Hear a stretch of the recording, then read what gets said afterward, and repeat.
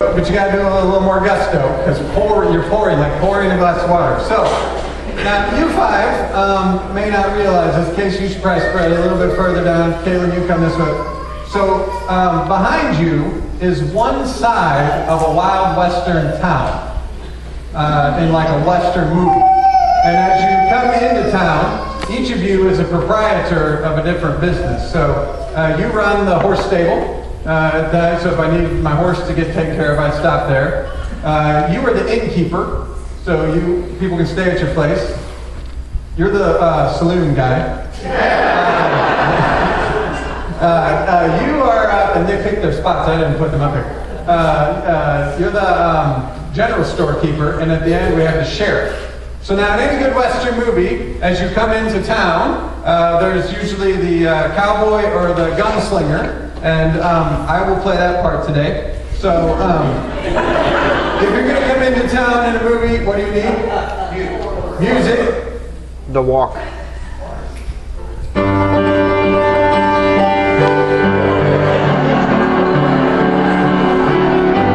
Alright.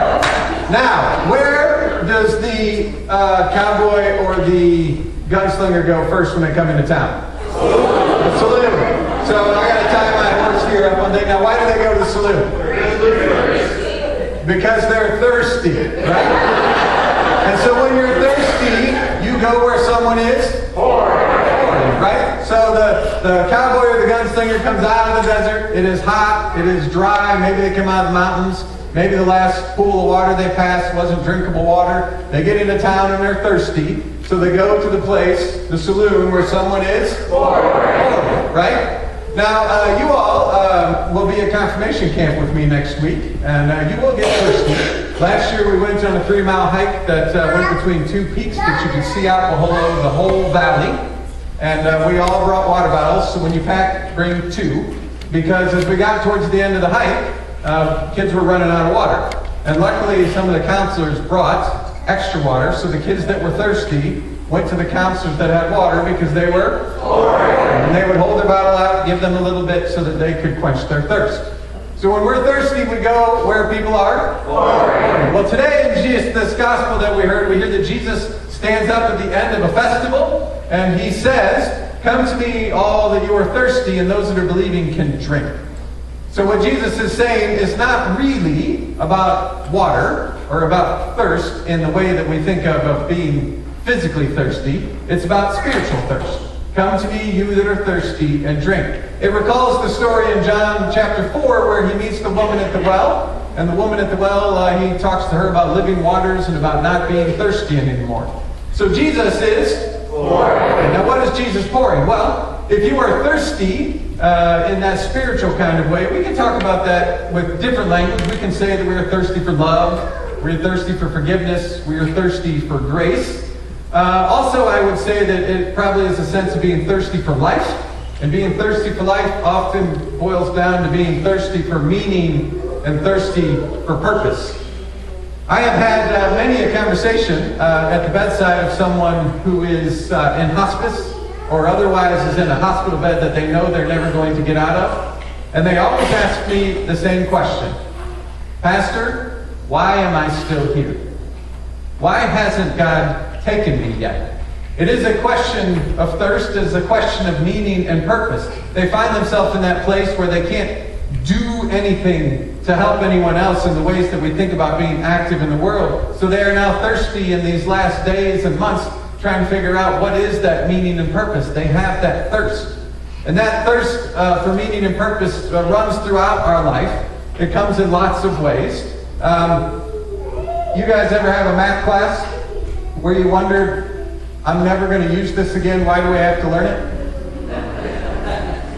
Some? All right, right? That's a question of purpose. You're looking at your time and saying, my time is meaningful, and I'm using it on something that doesn't seem to have purpose, so why am I doing this? Now, as you all get into high school, this question of meaning and purpose will continue to come at you in very direct ways. People will look at you and say, what are you going to do when you graduate? What are you going to do when you grow up? And it always comes down to this kind of what are you going to do question. And the trouble is, as we get thirsty, Jesus would say, come to me and drink because I am for life and grace and forgiveness and all of that. But there are all kinds of other people that are also pouring different things. So you might find jobs in the world as a stable person, and you may dedicate yourself to caring for these animals, and then one day a horse kicks you, and you can't work anymore, and you've lost that purpose and meaning, and then you end up thirsty again. You might have these people that come and stay in your inn, and you get so focused on some of those people, and then they leave, and all of a sudden you've lost those connections, and you feel like you've lost your purpose and meaning. You might have some customers that develop some pretty serious drinking problems, and then all of a sudden you start figuring out that you're feeding that problem, and you start to wrestle with the purpose and meaning of what it is you were doing with your life. You might get so wrapped up in the tasks of bookkeeping of the store and making sure everybody has everything done that you forget about the people and forget about your purpose in serving them and providing them with things that helps them live. And your purpose and meaning gets lost in that. And as the sheriff, you may have times where safety and security are there and it's dangerous and you wonder if you can live in all of that space with the gunslingers coming into town, and you start to question that purpose and start to question that meaning. And these are all just kind of examples from this Wild West movie, but you will have times in your life where purpose and meaning are things you struggle with and you thirst for. Will they not? Yes. Yes. Do you all still have those struggles? Yes. Right. It comes always, and that's this thirst that we have for God's presence. Now, Jesus, in this text today, says, "Come to me, you that are thirsty, and drink, and the one who is believing can drink." And then it goes on to the next part that says, as it is said in the scripture, "From the believer's heart will flow rivers of living water." Now, the Gospel of John, he is the master of saying things that could mean more than one thing. And I generally assume that John means them to mean more than one thing. So in Greek it says, "From the believer's heart will flow rivers of living water," right? Well, actually it says, "From the believer's belly," or inner core. Now, if you think about this and fast forward towards the end of the Gospel of John, Jesus has been crucified, and then they take a spear, and what do? Pierce his side. And then out of his side comes pouring blood and water. So Jesus, in his death, where his side gets pierced, out of him flows water. He is the source of living water, which is what John is telling us. That Jesus, in his death and resurrection, is the one that gives us life.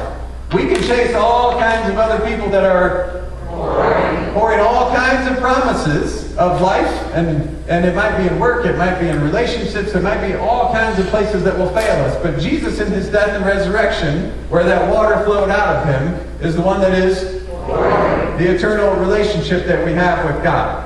So John, on the one hand, is saying that out of the core of Jesus flows these rivers of living water. But he did not use the word heart, right? He used this word that means belly and kind of core, which is where you get this tie into the end. But out of the believer's heart also can be talking about us. And about out of our core comes rivers of living water. What that means is that we are not the source, right? If John says both things at the same time, he's saying that Jesus is the source of the living water of life that feeds our thirst.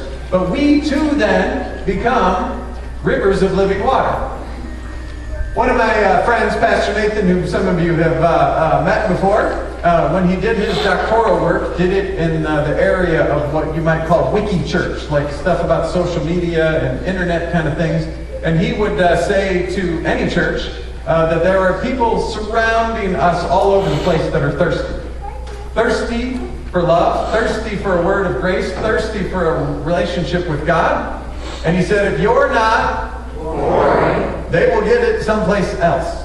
It is his encouragement as a church for us to understand that having social media and being in these digital places is important so that we can share our witness of God's grace. But it is also a reminder that each and every one of us is a river of living water who is to be love and grace and mercy and all of that into the world. And this is what each of you need to remember that you are. Underneath all of the other purposes that you might have in life, purposes that will come to an end, purposes that will let you down, Jesus gives you this one purpose that sits under them to be a river of living water. Which means that no matter where you are, whether you're in a job that feels like it has no purpose, but there are people around you, you can always be pouring love and grace and mercy into that place. It means that no matter where you are in school or how things are around you, whether it's terrible or it's good, you can always be life into the world because Jesus is the one that does that through you. And this is true even at the end. I said that I've sat by many a bedside of people that are in hospice and otherwise struggling towards the end of life, and they always have that thirsty question. But I've also seen those very same people continue to be rivers of living water.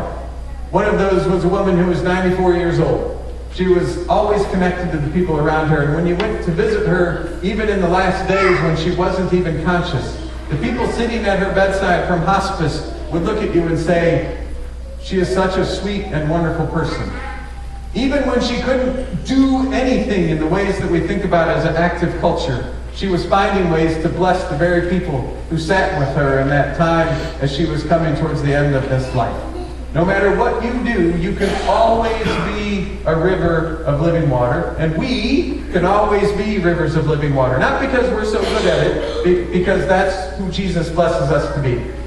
As you go out into your day today, you will come across plenty of dusty cowboy and gunslinger people who are thirsty for life. They are thirsty for purpose, and you can be those very living rivers of water that help them to find a connection with the God who gives them.